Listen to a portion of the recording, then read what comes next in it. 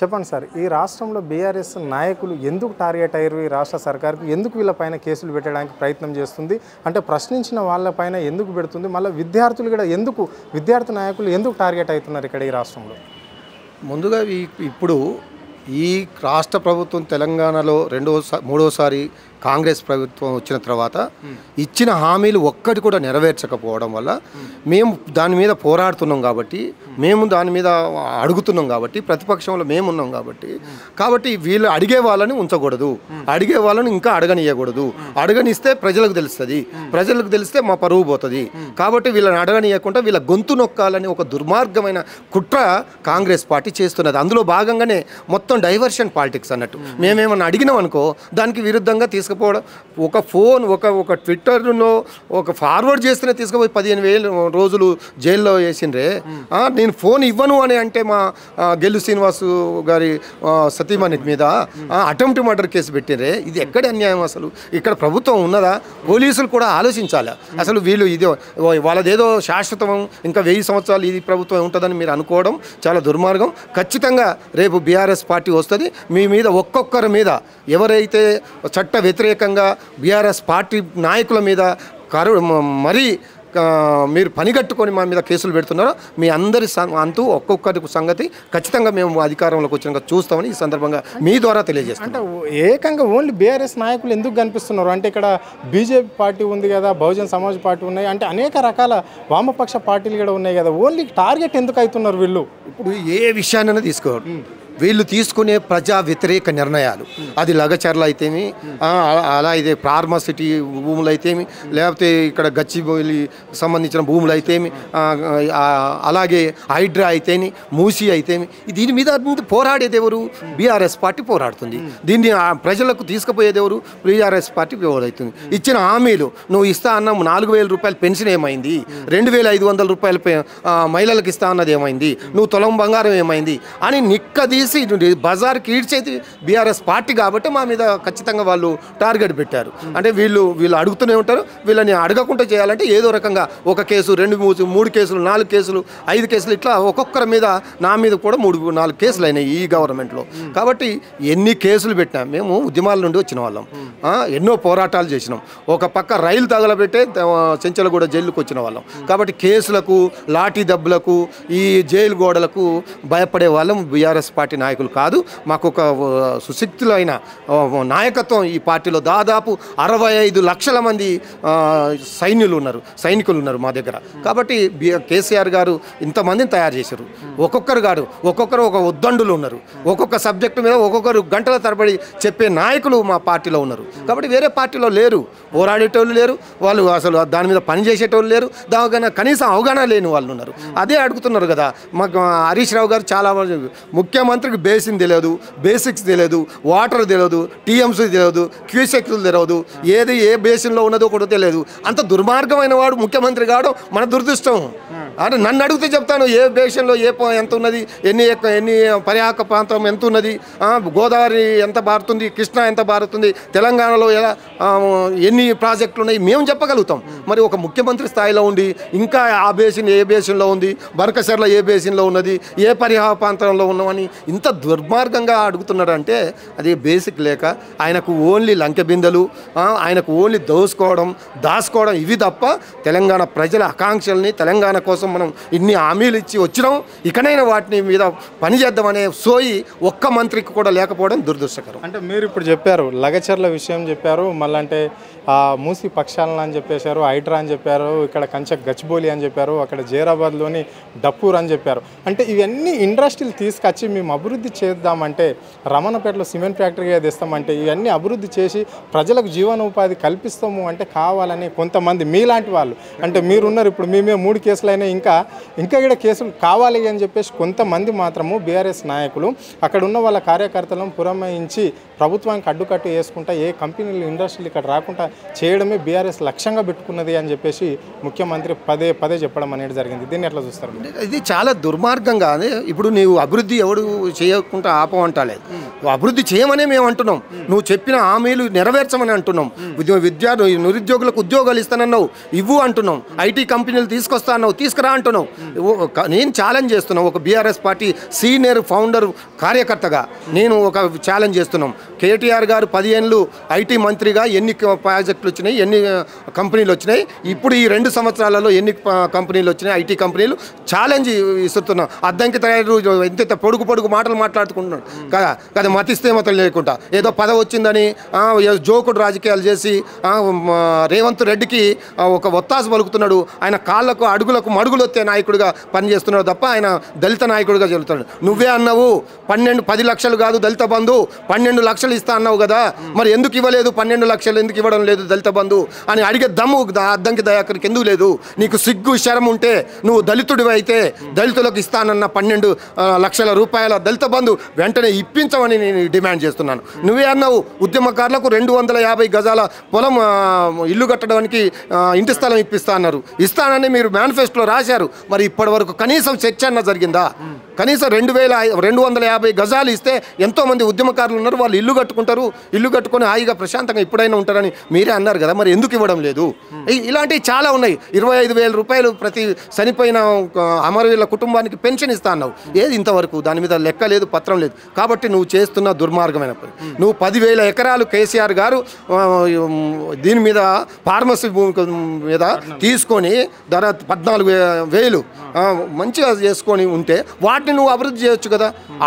అది వదిలిపెట్టి నీ అల్లుడి కోసము నువ్వు మొత్తం వేరే వ్యవసాయ భూముల్ని నాశనం చేసే హక్కు నీకు ఎవడిచ్చిండని మేము అడుగుతున్నాం. కాబట్టి ఆ రైతులకు ఇష్టం లేకుండా, అక్కడ ప్రజలకు ఇష్టం లేకుండా, అక్కడ ప్రజల బతుకులు నాశనం అవుతుంటే నువ్వు దాన్ని చూడకుండా నీ అల్లుడి ఆస్తుల కోసం, నీవు ఆస్తులు పెంచుకోవడం కోసం దాచుకోవడం, దోసుకోవడం, బంధువులకు దాచిపెట్టడం, ఒక సద్దిలాగా మూట కట్టడమే నీ పని. కాబట్టి తెలంగాణ ప్రజలు అడుగుతున్నారు. మేము బీఆర్ఎస్ పార్టీ నాయకులుగా ప్రతిపక్షంలో ఉన్నాం, మేము అడుగుతాం. కానీ నువ్వు చెప్పాల్సిన బాధ్యత ఉన్నది. ఎందుకు ఈ ప్రజా వ్యతిరేక నిర్ణయాలు తీసుకుంటున్నావు? 1 కాదు 2 కాదు, నువ్వు వచ్చిన కానుంచి ఈ 20 నెలల్లో ప్రతి సమస్య మీద నువ్వు తీసుకున్న ప్రజా వ్యతిరేక నిర్ణయమే తప్ప ఒక్క వర్గం అన్న నీకు దళితులు బాగుపడ్డారా, ఎస్టీలు బాగుపడ్డారా, బీసీలు బాగుపడ్డారా, యువత బాగుపడ్డారా, నిరుద్యోగులు బాగుపడ్డారా, ఉద్యోగులు బాగుపడ్డారా? ఎవరు సాటిస్ఫైగా ఉన్నారు? ముసలోళ్ళ నువ్వు కూడా కనీసం వాళ్ళకు ఇస్తున్న పెన్షన్ కూడా ఇవ్వకుండా మోసం చేస్తున్న దుర్మార్గుడివి నువ్వు. కాబట్టి ఇప్పటికైనా నువ్వు ఇచ్చిన హామీలపై ఇప్పటికైనా కనీసం మీరు మనసు పెట్టండి, వాళ్ళకు ఇచ్చిన హామీలు నెరవేర్చండి. లేకపోతే మేము ఖచ్చితంగా ఇచ్చిన హామీలు నెరవేర్చేంత వరకు మీ వెంటబడతాం, వేటాడతాం. మీరు ఇచ్చిన హామీలు నెరవేర్చేంత వరకు ప్రజల పక్షాన బీఆర్ఎస్ పార్టీ నిక్కచ్చిగా నిలబడుతుందని ఈ సందర్భంగా తెలియజేస్తున్నాను. కాళేశ్వరం ప్రాజెక్ట్ అన్నది ఓన్లీ కల్వకుంట్ల కుటుంబం గురించి మాత్రం కట్టుకున్న ప్రాజెక్టులు, అది కమిషన్ గురించి కట్టిన ప్రాజెక్టే. ఇక్కడ ఆ ప్రాజెక్టు వల్ల రైతులు ఎలాంటి లబ్ధి పొందడం లేదు అని చెప్పేసి ముఖ్యమంత్రి అనడం అనేది జరిగింది. అంటే కాళేశ్వరంలో 1,000 కోట్లు కొట్టేసారు బీఆర్ఎస్ నాయకులు కొంతమంది.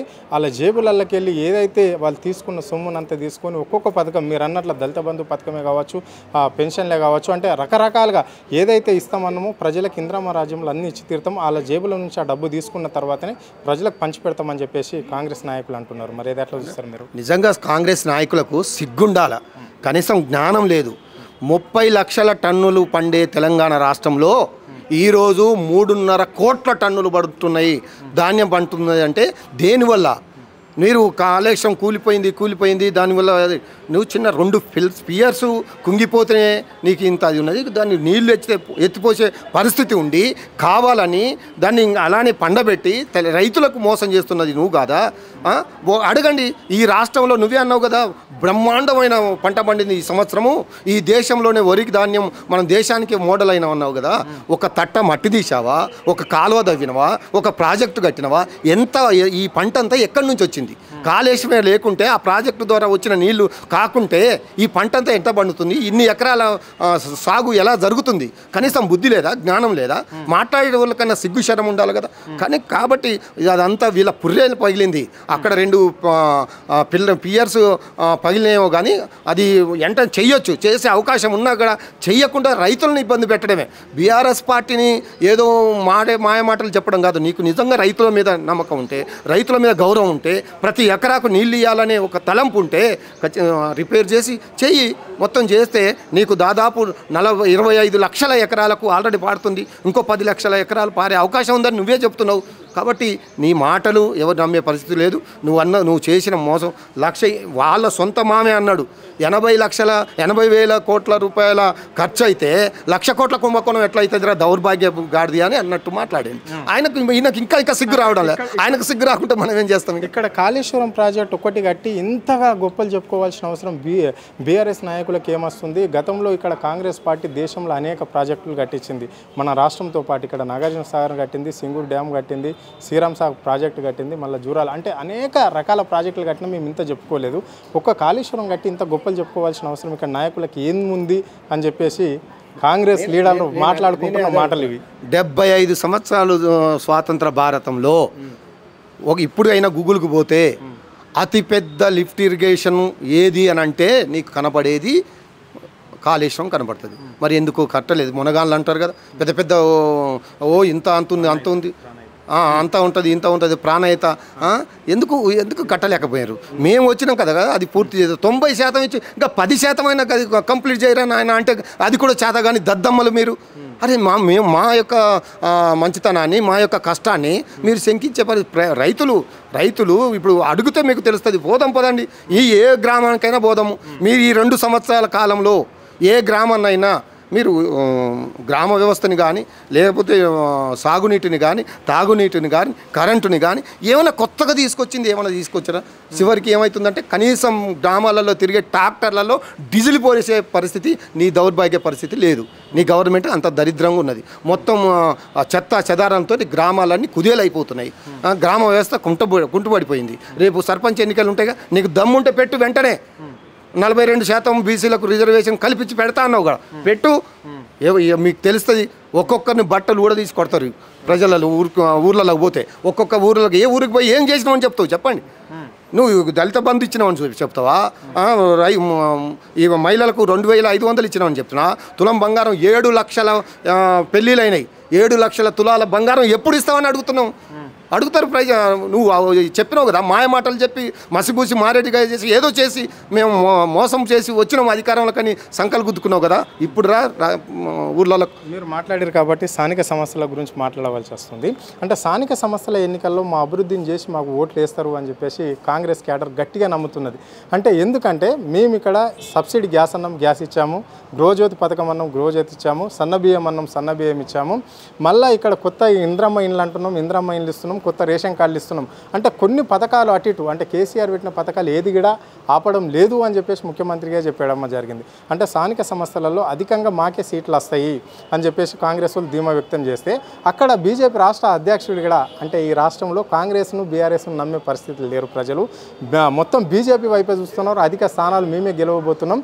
మళ్ళా వచ్చే మళ్ళీ శాసనసభ ఎన్నికల్లో కూడా 100 స్థానాలు కూడా మేమే గెలుస్తామని చెప్పేసి అక్కడ బీజేపీ రాష్ట్ర అధ్యక్షుడు కూడా ధీమా వ్యక్తం చేస్తున్నాడు. దీన్ని ఎట్లా చూస్తారు మీరు? నిజంగా బీజేపీకి కాంగ్రెస్కి ఏం చెప్పాలో అర్థం కావడం లేదు. గ్రామాలకు పోదాం.